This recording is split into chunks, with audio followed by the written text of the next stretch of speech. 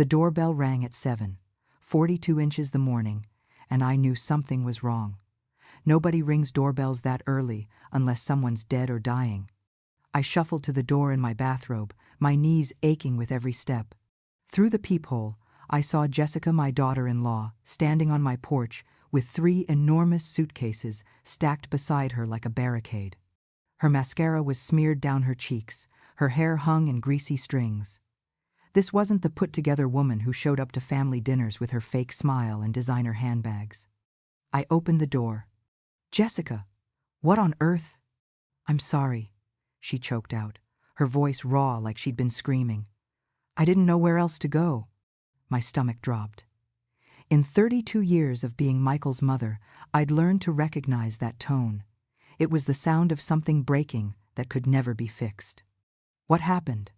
I reached for her arm, but she was staring past me, frozen. Her face went white. Actually white, like every drop of blood had drained straight out of her body. "Jessica?" She stumbled backward, her shoulder hitting the doorframe. One of her suitcases tipped over and crashed onto the porch with a thunderous bang. "No," she whispered. "No, no, no." I turned to follow her gaze into my living room. There, sitting on my couch with a mug of tea in his hands, like it was any other Tuesday morning, was my son, Michael. My son. The same son Jessica had just implied had done something unforgivable to her. Michael's eyes went wide. The mug froze halfway to his lips, tea sloshing over the rim onto his jeans. "Mom?" he started. "You," Jessica breathed behind me. Her voice was shaking so hard I could barely understand her. "You're here. You're here." "Jess, I can explain. You told me you were in Chicago." Her voice cracked into a scream that made my neighbor's dog start barking. "You said you had a conference. You said, 'Jessica, please.' And you." She whipped toward me, her eyes blazing with something between rage and heartbreak. "How long has he been here?" I opened my mouth, closed it. My brain was scrambling to catch up. Michael had called me 2 weeks ago, said he needed a place to stay for a few days, said Jessica had changed the locks on him, said they'd had a fight, and she told him not to come home until he got his priorities straight. He'd been sleeping in my guest room ever since. 2 weeks, I heard myself say. Jessica's face crumpled. 2 weeks. "He told me you kicked him out." "I kicked him out?" She let out a laugh that sounded like breaking glass. "I kicked him out?" Michael stood up from the couch, his hands raised like he was approaching a wild animal. "Jess, you're not thinking clearly." "Don't you dare!" She lunged forward, and I had to grab her arm to keep her from charging into my house. "Don't you dare tell me I'm not thinking clearly. You threw me out this morning. You packed my bags while I was in the shower and told me to get out of our house." My blood went cold. "That's not—" Michael's voice was desperate now. "Mom, she's lying. She's been doing this for months, making up stories." "I have the texts, Michael." Jessica yanked her phone out of her pocket with shaking hands. "I have the texts where you told me I had until noon to get my stuff out or you'd throw it on the lawn. I have the voicemails. I have everything." She shoved the phone toward me, and I saw it a wall of messages from my son's number. Cruel, cold words I couldn't believe came from the boy I'd raised. "You're pathetic. Nobody wants you here. My mother agrees you're the problem." That last one hit me like a fist to the chest. "I never said that," I whispered. Jessica's eyes locked on mine, and I saw something die in them. "But you knew he was here. This whole time, you knew. He told me you locked him out." "And you believed him?" Her voice broke. "You didn't even call me to check? You didn't think it was weird that your son showed up with a sob story about his wife?" I had thought it was weird. Of course I had. But Michael was my son, my only child. The boy I'd raised alone after his father died. When he came to me crying about his marriage falling apart, what was I supposed to do? Apparently I was supposed to do better than this. "Jessica." I started, but I didn't know how to finish. Michael moved toward the door, and Jessica's whole body tensed like a cornered animal. "Stay away from me," she hissed. "We need to talk about this like adults." "Adults?" Jessica's laugh was bitter. "Adults don't lie to their wives for 2 weeks about being in another city. Adults don't kick their spouse out and then play victim to their mother. I looked at my son, really looked at him. His jaw was clenched. His eyes were darting between Jessica and me like he was calculating something. And that's when I noticed it. His left hand, gripping the door frame. There was a ring on his finger. A gold wedding band. But it wasn't the ring I remembered from his wedding 7 years ago. That ring had been platinum with a brushed finish. This one was smooth, bright gold, and it caught the morning light like it was brand new. "Michael," I said slowly, "what ring is that?" His hand dropped like I'd burned him. Jessica followed my gaze, and her face went from white to gray. "Oh my God," she whispered. "Oh my God, Michael, what did you do?" "It's nothing." "That's not your wedding ring." Her voice was hollow now, all the fight draining out of it. "That's not the ring I gave you." The silence that followed was so thick I could barely breathe. Michael's mouth opened, closed, opened again. "Jess, what did you do?" And then Jessica pulled out her phone again with trembling hands, scrolled through something, and turned it toward me. On the screen was a photo. My son Michael, standing next to a woman I'd never seen before, both of them in formal clothes, both of them smiling, both of them wearing matching gold wedding bands. The date stamp on the photo, 3 days ago. My legs went weak. I grabbed the doorframe to keep from falling. "Jessica," I whispered. "Who is that?" But Jessica wasn't looking at the phone anymore. She was staring at Michael with tears streaming down her face, her whole body shaking. "You knew," she said, her voice barely audible. Her eyes locked on mine, and I saw something break in them that would never heal. "You've been helping him all along, haven't you?" "I didn't know," I said, but my voice sounded weak even to my own ears. "Jessica, I swear to God I didn't know." Jessica wasn't listening. She was staring at that photo on her phone like it might change if she looked long enough, like the woman standing next to my son might disappear, like those matching gold rings might vanish into thin air. "How long?" she whispered. Michael's face had gone completely blank. That's what scared me most. Not anger, not guilt, just nothing. Like someone had reached inside him and turned off all the lights. "Jess, that photo isn't what it looks like." "How long?" Jessica screamed it so loud that Mrs. Patterson across the street opened her curtains.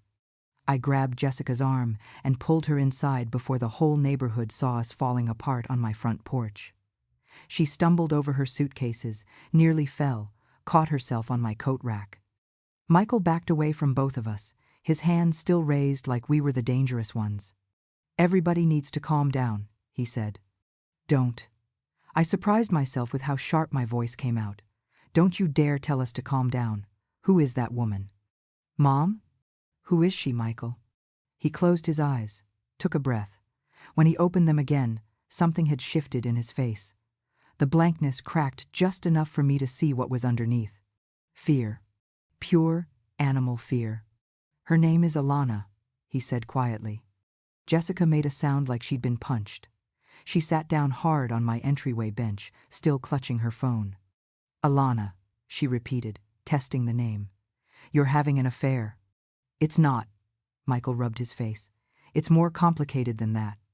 "How is it more complicated?" I heard myself ask, even though part of me didn't want to know. Part of me wanted to close my eyes and pretend this morning had never happened. Pretend my son was still the boy who brought me flowers on Mother's Day and called every Sunday. But he hadn't called last Sunday, or the Sunday before that. Michael sank onto my couch like his legs couldn't hold him anymore. "I need a minute." "You need a minute?" Jessica's voice climbed higher. "You need a minute? I've been married to you for 7 years. 7 years, Michael. And you... She couldn't finish. The sobs took over, her whole body shaking with them. I wanted to go to her, wanted to put my arms around her and tell her everything would be okay, but I couldn't move. My feet were rooted to the floor, my mind scrambling to make sense of puzzle pieces that didn't fit. 2 weeks ago, Michael had shown up at my door with 2 duffel bags and a story about Jessica changing the locks. He'd cried, actually cried, tears running down his face as he told me his marriage was falling apart, told me Jessica had become controlling, paranoid, accused him of things he'd never do. I'd believed him because he was my son, because I'd raised him, because I thought I knew him. "Show me more," I said to Jessica. She looked up at me with red-rimmed eyes. "What?" "Show me more photos. Everything you have." Her fingers shook as she scrolled through her phone. Each swipe revealed another nightmare. Michael and Alana at a restaurant. Michael and Alana at the beach. Michael and Alana in front of a house I'd never seen before, his arm around her shoulders, both of them laughing like they didn't have a care in the world. "When were these taken?" I asked. "The dates are on them." Jessica's voice was hollow now, scraped raw. "The restaurant was 2 months ago. The beach was last month. That house," her voice cracked, "that house was taken 6 days ago. 6 days ago, Michael had been here, in my guest room, eating my cooking and telling me Jessica wouldn't return his calls." I looked at my son, really looked at him. He was staring at his hands, turning that gold ring around and around on his finger. The motion was hypnotic, mechanical, like he'd done it 1,000 times before. "Where did you get that ring?" I asked. "Mom, please." "Where did you get it?" He flinched. I'd never yelled at him like that before, not even when he was a teenager and I'd caught him stealing $20 from my purse. "It was a gift," he said quietly. "From Alana." He nodded. Jessica laughed, that same broken glass sound from before. "A gift. He calls it a gift." She looked at me, and her eyes were so full of pain I had to look away. "Do you want to know what he told me 3 days ago?" He said he had to go to Chicago for work, a last-minute conference. He kissed me goodbye at the airport and promised he'd bring me back deep dish pizza. She scrolled to another photo. Michael and Alana, dressed in formal clothes, standing in what looked like someone's backyard. There were white ribbons on the fence behind them, flowers everywhere, and those matching gold rings, catching the sunlight. "Does this look like Chicago to you?" Jessica whispered. My heart stopped. "That's not—" I couldn't finish the sentence, couldn't make the words form. "It's exactly what it looks like." Jessica's voice was dead now, completely empty. "Your son had a commitment ceremony 3 days ago. While I was at home thinking he was at a work conference, while I was meal prepping his lunches for when he got back." I turned to Michael slowly, giving him a chance to deny it, to explain, to tell me there was some reasonable explanation for all of this. He didn't say anything. "Michael." My voice sounded strange, distant. "Is this true?" He was still turning that ring, around and around and around. "Michael, answer me." "I didn't plan for it to happen," he said finally. His voice was so quiet I barely heard him. "I didn't plan for any of this." "You didn't plan?" Jessica stood up so fast her phone clattered to the floor. "You didn't plan to marry someone else?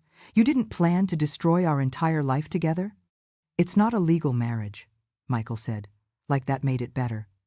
"It was just a ceremony, just something she wanted." "Something she wanted?" Jessica's voice hit a pitch I didn't know was possible. "And what about what I wanted? What about the life we built, the house we bought, the future we planned?" I picked up Jessica's phone from where it had fallen, scrolled through more photos with numb fingers. Each one was worse than the last. Michael and Alana holding hands at a farmer's market. Michael and Alana cooking together in a kitchen I didn't recognize. Michael and Alana curled up on a couch, his arms wrapped around her, both of them looking at each other like teenagers in love. In 7 years of marriage, I'd never seen Michael look at Jessica like that. "How long has this been going on?" I asked. Michael rubbed his face again. 6 months. 6 months. While I'd been having Sunday dinners with him and Jessica, while Jessica had been working overtime at the hospital to save for their vacation fund, while I'd been knitting a blanket for the grandchild they'd talked about having next year. All of it, every smile, every Sunday roast, every conversation about the future had been a lie. "Where have you been staying?" Jessica asked suddenly. "When you're not here, when you're not with her, where do you go?" Michael's silence was answer enough. "Oh my God." Jessica sank back onto the bench. "You've been living with her. You have a whole other life with her." "It's not like that." "Then what is it like?" I demanded. Because from where I'm standing, it looks like my son is living a double life. It looks like you've been using my house as some kind of layover between your two families." The word hung in the air. Families. Plural. "Mom," Michael said quietly, his voice hollow in a way that made my skin crawl. "I need to tell you something about the last 6 months." I didn't want to hear it. Every instinct I had was screaming at me to cover my ears, to run out of the room, to pretend this conversation wasn't happening. But I stood there, frozen. "I need to tell you," he continued, his eyes finally meeting mine, "about the other family." The words didn't make sense at first. They bounced around in my head like marbles in an empty jar, refusing to settle into any kind of meaning. "What did you just say?" My voice came out as a whisper. Michael's face was gray. He looked like he might be sick right there on my carpet. "The other family," he repeated. "Alana thinks she believes we're married, actually married, and she's—" He stopped, his throat working like he was trying to swallow something sharp. Jessica stood up slowly. "She's what, Michael?" "She's pregnant." The room tilted. I grabbed the back of my armchair to keep from falling. "Pregnant," Jessica repeated flatly. "Your girlfriend is pregnant." "She's not my girlfriend." "Then what is she?" Jessica screamed. "What do you call a woman you have ceremonies with and make babies with while you're still married to me?" I couldn't breathe. The air in my living room had turned to concrete, pressing down on my chest until I thought my ribs might crack. "How far along?" I heard myself ask. 4 months. 4 months. I'd seen Michael 4 months ago at Easter dinner. He'd sat at my table with Jessica, held her hand, laughed at my jokes about his father. And the whole time, some other woman had been carrying his child. "Does she know about me?" Jessica asked. Her voice had gone eerily calm, which somehow scared me more than the screaming. Michael shook his head. "Does she know about anything? About this house? About your real wife?" "She thinks she's my real wife," Michael said, and I watched something break in Jessica's eyes that I knew would never heal. "I told her we got married at the courthouse 6 months ago.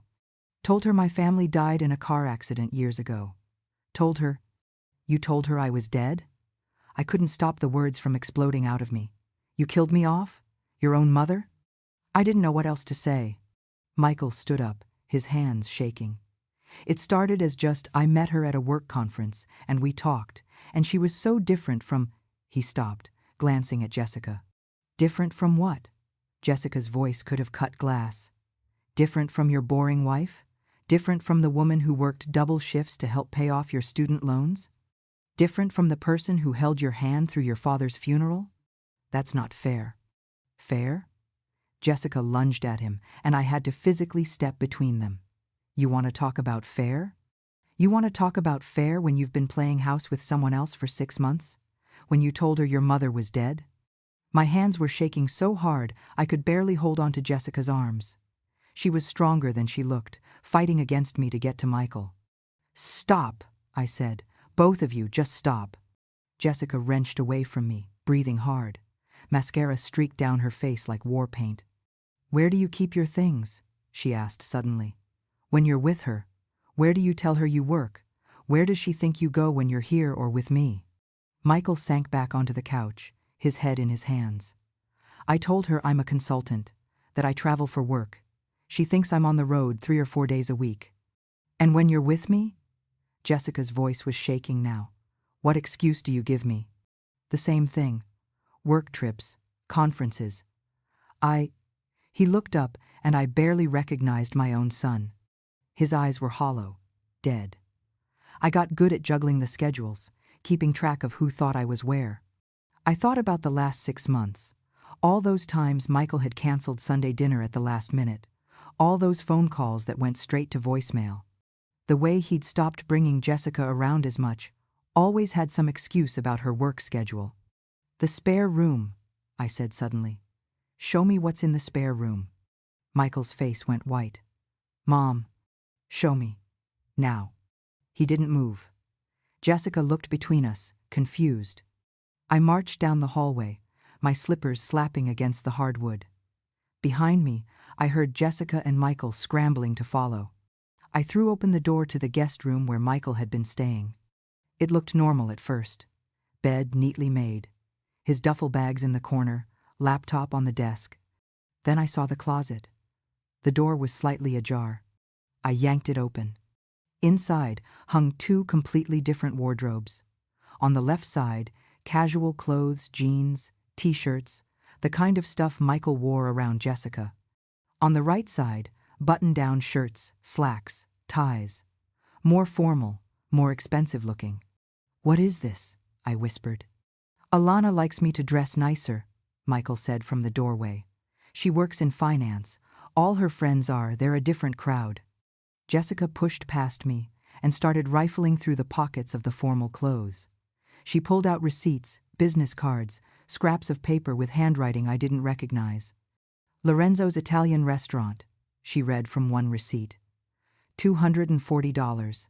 That was 3 weeks ago, Michael. 3 weeks ago, you told me you were too broke to go out for my birthday. You said we had to stay in and order pizza. She grabbed another receipt. "Tiffany & Co., $1,500. When were you at Tiffany's?" Michael didn't answer. Jessica's hands were shaking as she unfolded a piece of paper. Her eyes scanned it, and I watched the color drain from her face. "What is it?" I asked. She held it out to me silently. It was a bank statement, not from the joint account I knew Michael and Jessica shared. A different bank, an account I'd never heard of. The balance made my stomach drop. $247.32.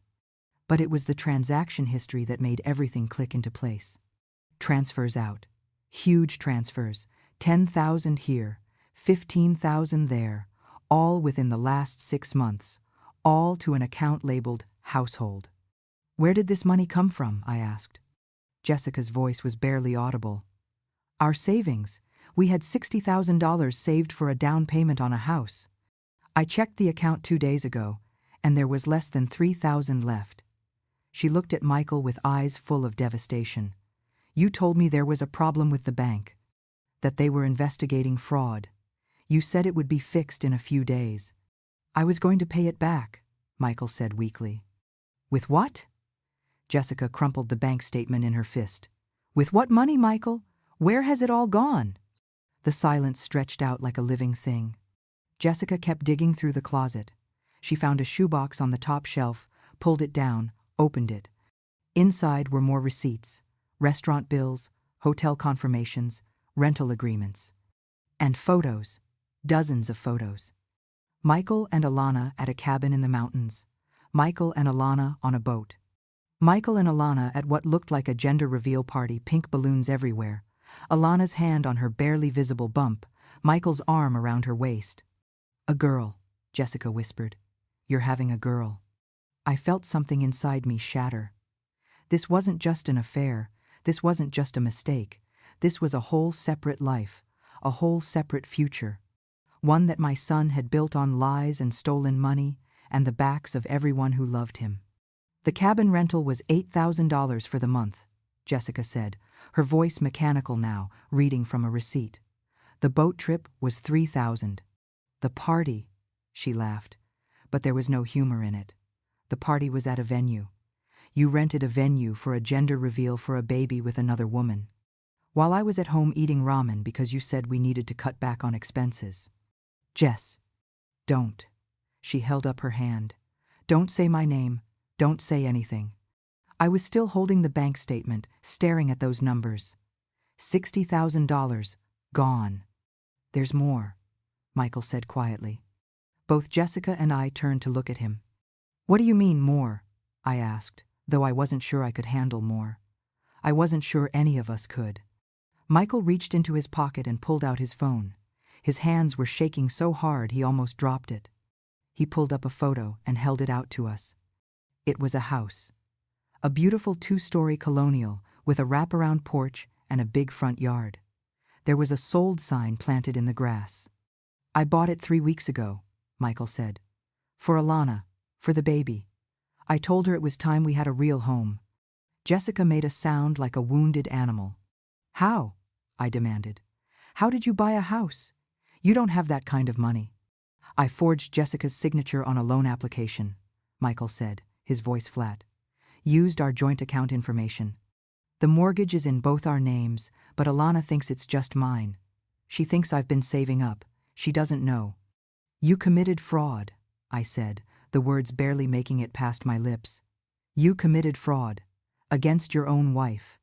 Jessica was bent over, her hands on her knees, breathing like she'd just run a marathon. When she looked up, her face was streaked with tears and something that looked like pure rage.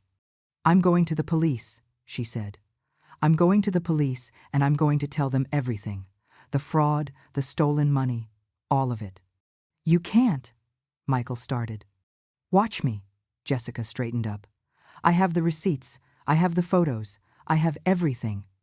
You destroyed our life, Michael. You destroyed me. And you did it all while smiling at me over breakfast and telling me you loved me. She turned to leave, and Michael grabbed her arm. Please, he said. Please, Jess. If you go to the police, I'll go to prison. Everything will fall apart. Alana, the baby. Good, Jessica spat. Let it all fall apart. Let that woman find out who she's really with. Let her know what kind of man fathers a child while destroying someone else's entire life. Michael's phone buzzed in his hand. He glanced at it, and his face went even whiter than before. What? I asked. What is it? He turned the phone so we could see. A text message from a number that wasn't saved. Hi, this is Alana. I got your number from Michael's emergency contacts. I'm outside your house right now. We need to talk about your son and about the money he stole from both of us. I ran to the window and pulled back the curtain. There she was, standing at the edge of my driveway with one hand pressed against her rounded belly and the other clutching her phone. She was younger than I'd expected. Maybe 28, 30 at most. Dark hair pulled back in a neat ponytail. Wearing a cream-colored maternity dress that probably cost more than my monthly grocery budget. And she looked terrified. Oh God, Michael breathed behind me. Oh God, oh God. Shut up, Jessica snapped. Just shut up. I watched Alana take a hesitant step toward the house, then stop.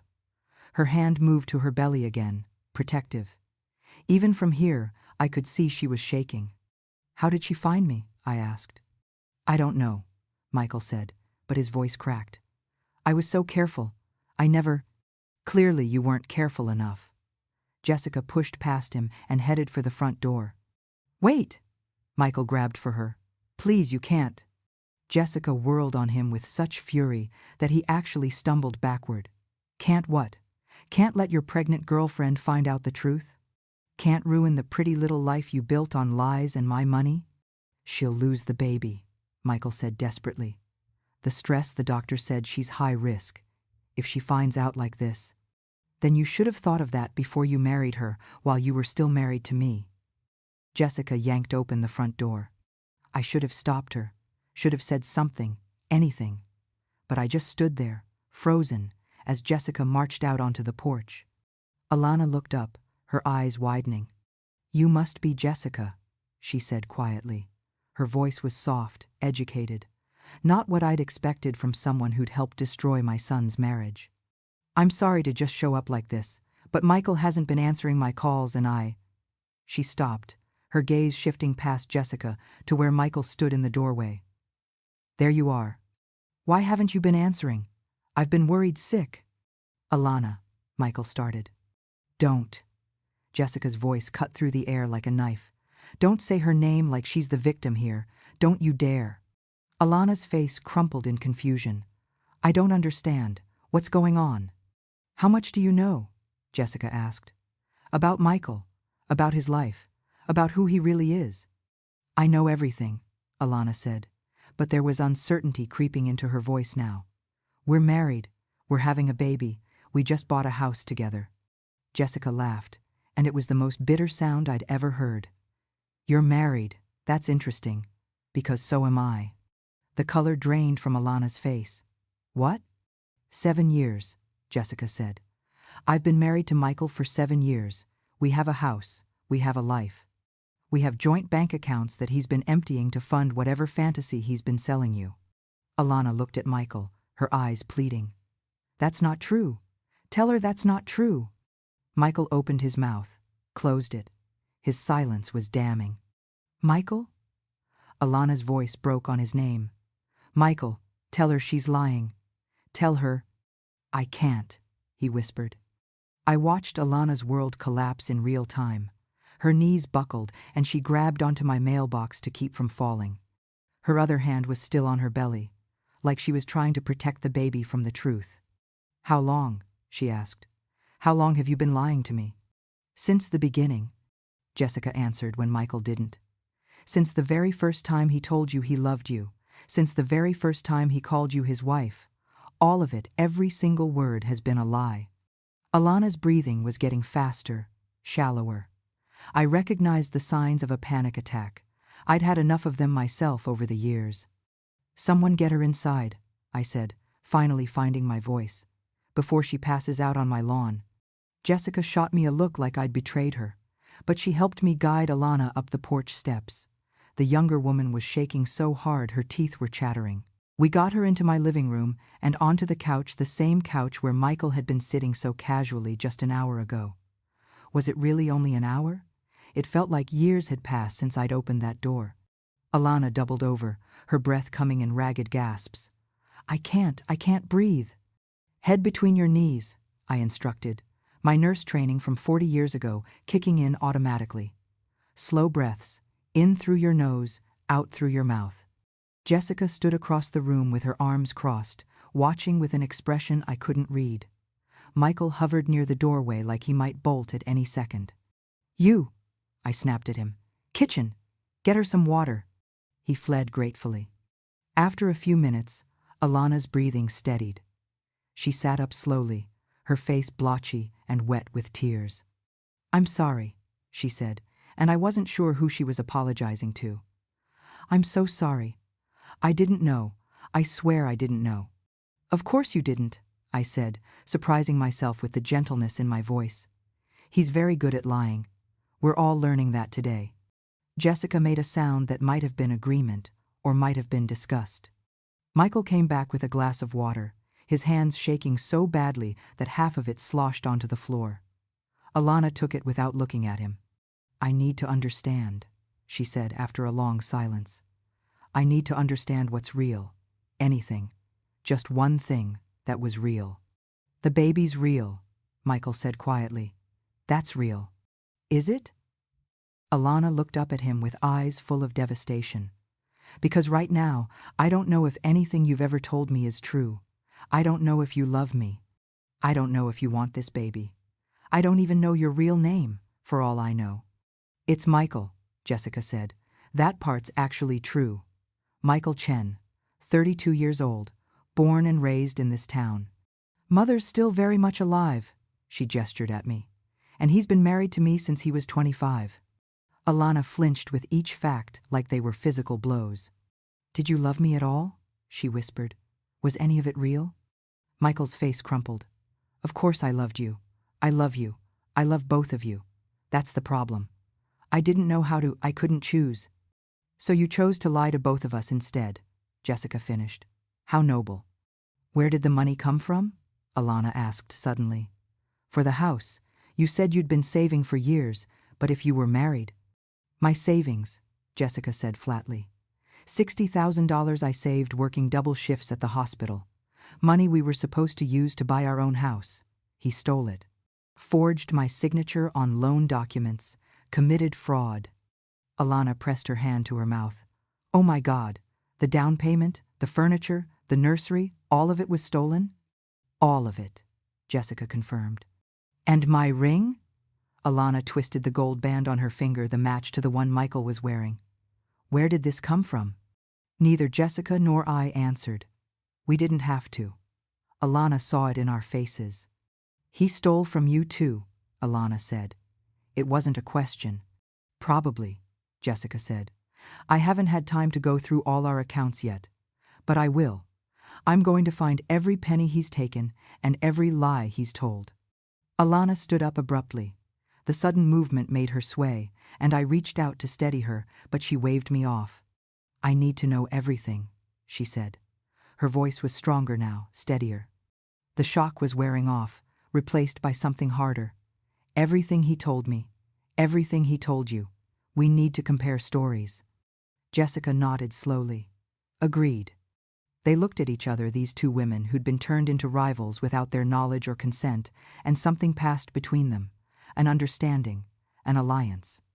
Michael must have sensed the shift because he started backing toward the door. I should go. I should leave you all to… Sit down, I said. Mom. Sit down. I used the voice I'd used when he was 5 years old and tried to run into traffic. The voice that said I was done playing games. He sat. For the next hour, we compared notes. It was like watching a puzzle come together, except the picture it created was more horrifying than any of us could have imagined. Michael had told Alana his parents died in a car crash when he was 18. Told her he'd inherited a small trust fund that he'd been saving ever since. He'd told Jessica his job required constant travel, sometimes weeks at a time. He'd told me Jessica was becoming emotionally abusive, that she'd isolated him from his family. Every story was carefully crafted to make him the victim, to make everyone else the villain, to justify his lies. The cabin, Alana said, pulling up something on her phone. The one we went to for our baby moon. You said it belonged to a friend from work. I rented it, Michael admitted. 3 months in advance. $8,000. I thought you paid for our honeymoon, Jessica said. That weekend in Napa last year, you said your boss gave you a bonus. I borrowed the money from a friend, Michael said. I'm still paying him back. Which friend? Jessica demanded. Michael didn't answer. There is no friend, Alana said softly. Is there? You took out a loan. Another loan. How much debt are you in, Michael? His silence was answer enough. I thought about the spare room, the 2 wardrobes, the carefully maintained lies. 6 months of juggling phone calls and schedules and stories. 6 months of being exactly who each person needed him to be. Why? I asked. Just tell me why. Why not just divorce Jessica if you wanted to be with Alana? Why all of this? Michael looked at me with eyes that seemed ancient. Because I couldn't lose either of them. Jessica she was home. She was stability. She knew me before I became someone important. Before I had to be perfect all the time. And me? Alana asked, her voice dangerous. You were everything I wanted to be. Your life was elegant and successful and clean. Being with you made me feel like I'd finally made something of myself. So you kept us both, Jessica said. Like pets, like possessions. Did it ever occur to you that we were actual people with actual lives? That we deserved the truth? Every day, Michael said. And for the first time, I heard real anguish in his voice. Every single day I wanted to tell you, both of you. But I didn't know how to stop. The lies just kept building and building, and I can't stop. The words hung in the air like smoke. Can't stop. Not wouldn't, not didn't want to. Can't. You need help, I said quietly. Professional help. This isn't normal. People don't do this, Michael. This is compulsive. This is pathological. I know, he whispered. I know, Mom. I know it's wrong. I know I'm destroying everything. But every time I try to end it, every time I think about coming clean, I can't make myself do it. It's like there's something broken inside me. A sound at the window made us all freeze. Blue and red lights were flashing through my curtains, painting the walls in alternating colors. Did you call them? Alana asked Jessica. Jessica shook her head slowly. Not yet. We all turned to look out the window. 2 police cars were pulling up to my curb. Then who? Alana started. Michael's phone buzzed. He looked at it, and whatever he saw there made his face go ash gray. What? I demanded. What is it? He turned the phone around. Another text message, this time from his bank. Fraud alert. Multiple suspicious transactions detected. Please contact us immediately. Authorities have been notified. The doorbell rang. We all stood there, frozen, as the sound echoed through my house. Through the window, I could see 2 officers walking up my path. Michael looked at me with the same terrified eyes he'd had when he was 7 and broke my favorite vase. When he thought I'd stopped loving him because of one mistake. But this wasn't one mistake. This was hundreds of them, piled on top of each other until they'd created a mountain of destruction too high to climb. "Mom," he said, his voice cracking. "Mom, I'm so sorry." I looked at my son, the boy I'd raised alone, the man I thought I knew, and felt something inside me finally break clean through. "So am I whispered. The doorbell rang again. I opened the door with shaking hands. 2 officers stood on my porch, one older with gray at his temples, one younger who couldn't have been more than 25. Both had their badges out, expressions serious but not aggressive. "Mrs. Chen?" the older one asked. "Yes." "I'm Officer Rodriguez. This is Officer Park. We need to speak with Michael Chen. Is he here?" Behind me, I heard Michael stand up. His footsteps were heavy, resigned, like a man walking to his own execution. "I'm here," he said. The officers exchanged a glance. Rodriguez stepped forward. "Mr. Chen, we need you to come down to the station to answer some questions regarding fraudulent loan applications and identity theft." "Identity theft?" Jessica's voice cut through the air. She appeared behind Michael, her face hard. "Whose identity?" "According to the complaint filed by First National Bank, yours, ma'am," Officer Park said. "Are you Jessica Chen?" "I am." "Then you're listed as a co-applicant on a mortgage loan that was approved 3 weeks ago for a property on Maple Ridge Drive.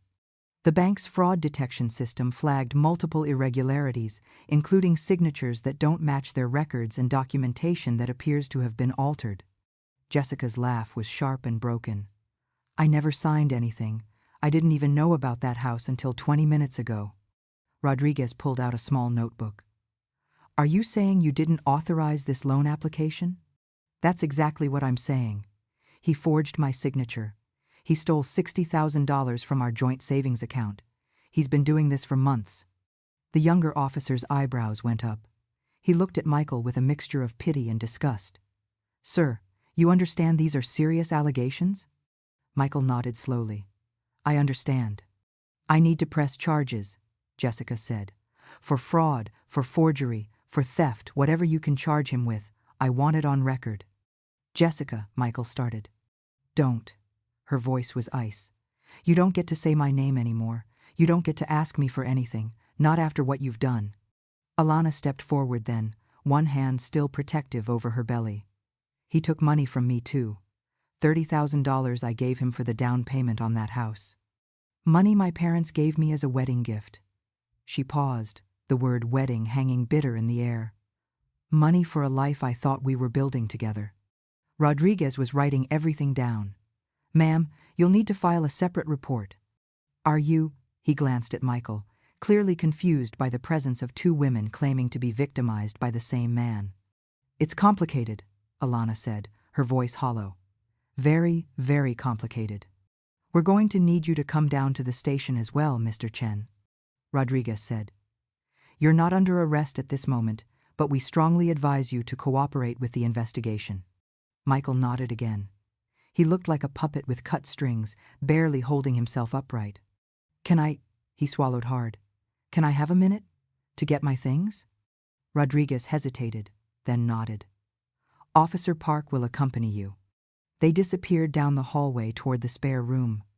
The rest of us stood in terrible silence, listening to drawers opening and closing, the sound of a zipper, footsteps on hardwood. "I should hate you," Alana said suddenly, looking at Jessica. "I should hate you for being his real wife, for having him first, for being the legitimate one." Jessica let out a breath that might have been a laugh, or might have been a sob. "There's nothing legitimate about what he did to either of us. We're both victims here." "Are we?" Alana's hand moved over her belly. "Because I'm going to have his baby in 5 months. I'm going to raise a child who will ask about their father. And what am I supposed to say? That their dad was a con artist who juggled 2 families like they were hobbies?" "You tell them the truth," I said, surprising myself. Both women turned to look at me. "When they're old enough, you tell them their father was sick. That he had problems he couldn't control. That he hurt people he loved because he didn't know how to stop hurting himself." Alana's eyes filled with tears. "I thought he loved me. Everything he said, everything he did, I really believed him." "So did I," Jessica said quietly. 7 years. 7 years of believing every lie.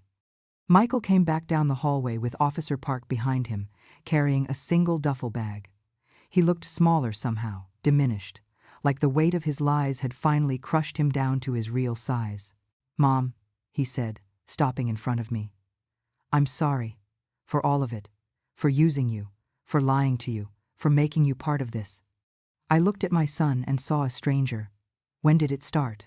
I asked. "The lying. Was it always this bad?" He was quiet for a long moment. "Remember when I was 12? When I told you I made the soccer team?" I nodded. I'd been so proud. Bought him new cleats, went to every game. "I never made the team," he said. "I just hung around the field during practices and pretended. When you asked about games, I made up scores, made up plays, made up everything." My heart cracked a little more. "Why?" "Because I couldn't stand to disappoint you." His voice broke. "Dad had just died. You were working 2 jobs. You were so tired all the time. And when I told you about the soccer team, you smiled. Really smiled, for the first time in months. So I kept lying, kept making up stories about wins and teammates and coaches who believed in me. Because seeing you happy was better than telling you the truth." I felt tears sliding down my face. "Michael." "It just never stopped," he continued. "Every lie made the next one easier. Every time I got away with it, I felt like maybe I could keep everyone happy if I just managed the stories right. If I just kept all the plates spinning. But you can't," Alana said. "You can't make everyone happy by destroying everyone's life." "I know." Michael looked at her, then at Jessica. "I know that now. I'm sorry. God, I'm so sorry." "Sorry doesn't fix this," Jessica said. "Sorry doesn't give me back my savings or my 7 years. Sorry doesn't undo the fraud or the lies or the fact that I have to start my entire life over from scratch." Officer Rodriguez cleared his throat. "Mr. Chen, we need to go." Michael nodded. He took one last look around my living room at the 3 women whose lives he'd shattered, at the home where he'd hidden from his own choices. Then he walked out my door between 2 police officers, and I wondered if I'd ever see my son again outside of a prison visiting room. The door closed behind them with a soft click that sounded like the end of the world. For a long time, nobody moved. Nobody spoke. We just stood there in my living room, 3 women connected by the wreckage of one man's lies. Then Jessica sank onto my couch and started to cry. Not the angry, violent sobs from before.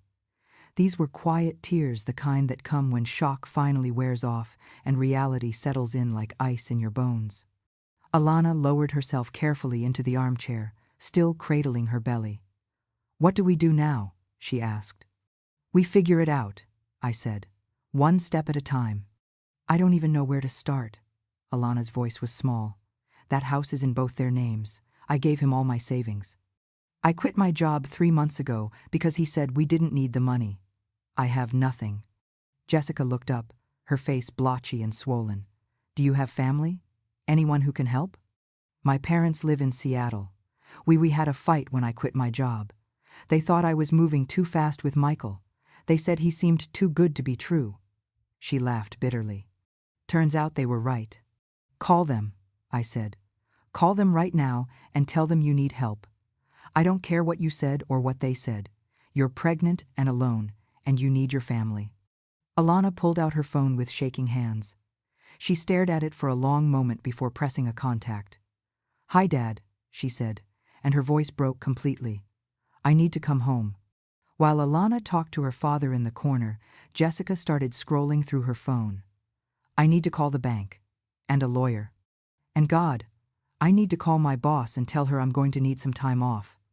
She looked at me. "How do I even explain this? How do I tell people that my husband had a whole other family?" "You tell them what you need to tell them," I said. "And you don't explain more than that. This isn't your shame to carry." "Isn't it?" Jessica's eyes were red and raw. "I lived with him for 7 years. How did I not know? How did I not see it?" "Because you're not a mind reader," I said firmly. "Because you trusted your husband. Because that's what normal people do in normal relationships. This," I gestured vaguely at the chaos around us. "This isn't normal. This isn't something you could have predicted or prevented." Alana hung up her phone. "They're wiring me money for a plane ticket," my mom cried. She pressed her hand to her mouth. She just kept saying, my baby, over and over. "Good," I said. "Go home. Let them take care of you." "But the house, the mortgage?" "Is a problem for lawyers to sort out," Jessica said. "Not you. Not right now. Right now you need to focus on yourself and that baby." Alana nodded slowly. "What about you? What are you going to do?" Jessica was quiet for a long moment. "I'm going to file for divorce, press charges, get my money back if I can. And then," she paused, "then I'm going to rebuild, start over, figure out who I am when I'm not trying to hold together a marriage built on lies." They looked at each other, these two women who should have been enemies but had somehow become allies in survival. "I'm sorry," Alana said. "I know I didn't know about you, but I'm still sorry for being part of what hurt you." Jessica's face softened slightly. "You didn't know," he made sure of that. "We were both victims of the same con." "Will you be okay?" Alana asked. "Financially, I mean, if the savings are gone." "I'll figure it out. I always do." Jessica stood up, straightening her shoulders. "I worked 2 jobs to put my husband through grad school, worked doubles to save for a house. I'm a survivor. This is just another thing to survive." Alana stood too. They faced each other awkwardly, two strangers bound by trauma. "I should go," Alana said. "Get my things from that house, figure out how to get to the airport." "I'll drive you," Jessica said. Both Alana and I looked at her in surprise. "I mean it. You're pregnant and in shock. You shouldn't be driving. And besides," her voice turned hard, "I want to see this house. The house he bought with my money for another woman. I want to see exactly what my savings paid for." "Are you sure?" "I'm sure."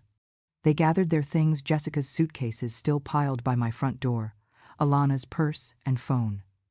At the doorway, they both turned back to look at me. "Thank you," Alana said, "for I don't know, for not throwing me out, for being kind when you didn't have to be." "You're carrying my grandchild," I said, the words surprising me even as I said them. "Regardless of how that child was conceived or what lies were told, there's a baby coming who's going to need people who love them, who will tell them the truth, who will be better than their father was." Alana's hand moved to her belly again. "I'll make sure they know about you, if you want to be involved." "I do," I said, and meant it. "When the dust settles, when the legal battles are over, when everyone's had time to heal, that baby deserves to know their grandmother." Jessica cleared her throat. "Mrs. Chen, I know this is awkward, but will you keep me updated? About Michael. About what happens with the charges." "Of course." "Even though we're getting divorced?" "You were part of my family for 7 years," I said. "That doesn't just disappear because my son destroyed everything. If you want updates, you'll get them." She nodded, her eyes filling with tears again. Then, impulsively, she stepped forward and hugged me. It was brief, awkward, both of us too broken to really hold on, but it was something. When they left, walking down my driveway together, the wife and the other woman, supporting each other in their shared devastation, I felt something shift in my chest.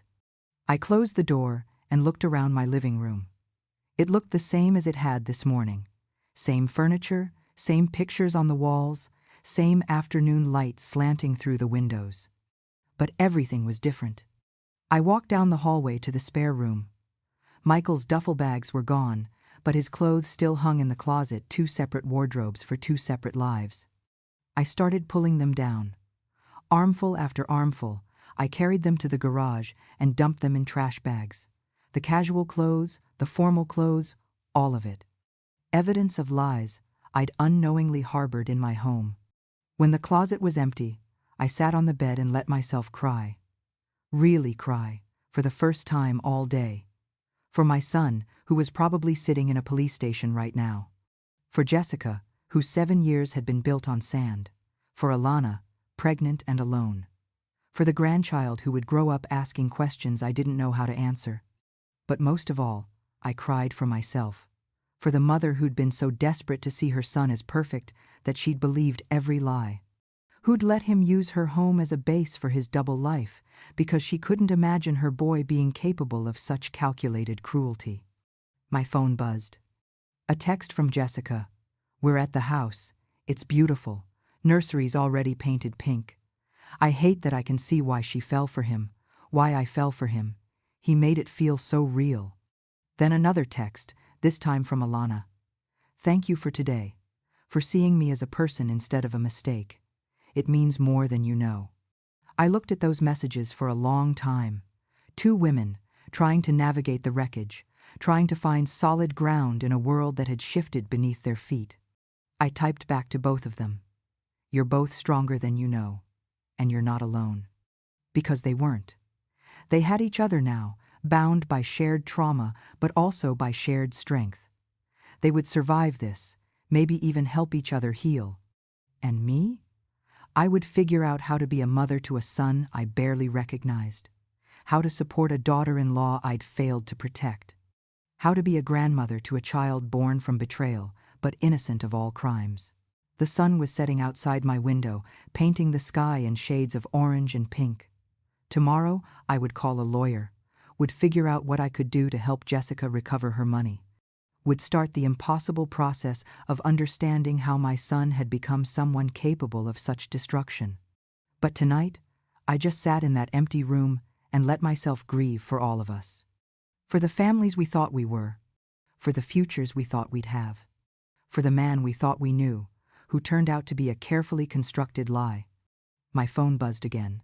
This time, it was from a number I didn't recognize. "Mom, they're keeping me overnight. I'll call you tomorrow. I love you. I'm sorry." I stared at those words, "I love you," and wondered if they were true. If Michael even knew what love meant anymore, or if it was just another thing he said because it's what people wanted to hear. I didn't respond. Instead, I stood up, walked to my bedroom, and pulled out the photo albums I'd kept all these years. Pictures of Michael as a baby, as a child, as a teenager. The son I'd raised. The son I'd thought I knew. I looked at those photos and tried to find the moment when the lies started. The moment when my boy had learned that deception was easier than truth, that managing stories was simpler than facing consequences. But there was no single moment. Just a lifetime of small choices, each one leading to the next, until he'd built a labyrinth of lies so complex even he couldn't find his way out. I closed the album and set it aside. Tomorrow, I would start the hard work of healing, of helping the women my son had destroyed, of figuring out how to love a son who'd weaponized that love against everyone around him. But tonight, I let myself sit with the weight of it all. The betrayal, the guilt, the overwhelming sadness of watching someone you love reveal themselves as a stranger. Outside my window, the neighborhood was quiet. Families eating dinner, kids doing homework. Normal lives continuing as if the world hadn't just broken apart in my living room. And maybe that was the hardest part, realizing that for everyone else, this was just another Sunday. Just another day. But for me, for Jessica, for Alana, for my unborn grandchild, this was the day everything changed. The day secrets came home. And the day we all learned that sometimes the person you need to protect your family from is family itself.